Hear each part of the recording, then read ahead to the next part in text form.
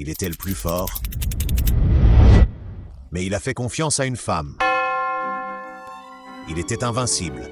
Son nom seul suffisait à faire trembler des armées entières. Personne ne pouvait l'arrêter. Personne, sauf lui-même. Car sa force n'était pas seulement dans ses bras. Elle était dans un secret, un pacte invisible entre lui et Dieu. Un pacte que personne ne devait briser. Mais voilà, l'ennemi a compris une chose, que ce qu'on ne peut pas vaincre par la force, on peut parfois le détruire par la ruse. Alors ils ont envoyé Dalila, belle, douce, insistante. Elle n'était pas une guerrière, elle n'avait pas d'épée, juste des questions et un sourire. Jour après jour, elle le harcèle. Jour après jour, elle sème le doute. Dis-moi, d'où vient ta force?